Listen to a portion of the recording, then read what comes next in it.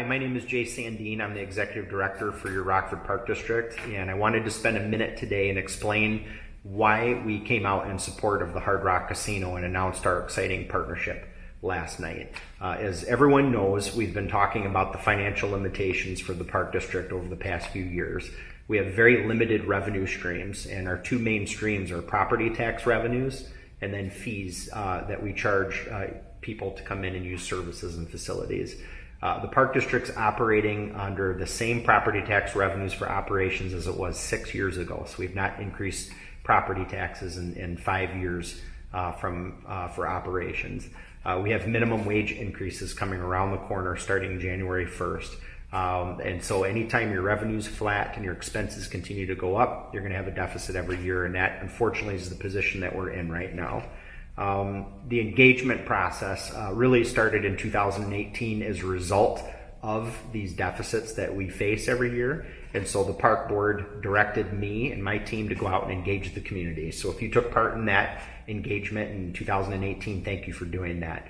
The feedback we heard from the community throughout that entire process was loud and clear, and it was that they wanted their tax dollars supporting youth programs, neighborhood parks, Washington Park Community Center, any type of core recreational services like that. We also heard emphasis on finding the partnerships and also seeking non-property tax revenues and any type of non-traditional revenues to help keep the district's programs afloat. So you can see up here as an example that feedback that we heard from the community engagement is now the priorities of the Rockford Park District. So you see things like neighborhood parks here as our top priority. Investment in our next generation with youth, teens, and families. And then here is another example of non-property tax revenue and just trying to find ways to bring new resources to our kids.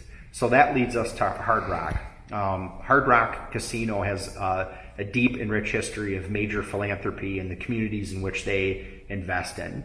So a part of their proposal process was looking at community agencies to link with, and several people recommended the Park District as a great organization that reaches kids and families all over the community. So when Hard Rock reached out to us and asked us if we would be interested in partnering and what our greatest needs are, it was easy for us to say our children in our neighborhood parks, the kids at Washington Park Community Center, the music events and concerts at Levings Park that have been happening for 30 years, and things like that. So it didn't take a whole lot of time for Hard Rock and for the Park District to realize there was great potential involved. And so that's what we announced last night and why the Park District's taken the position that we're in. If we don't receive any revenues from any of the casinos, then there will be continued cuts and service reductions, which will be detrimental to the families and kids in the community.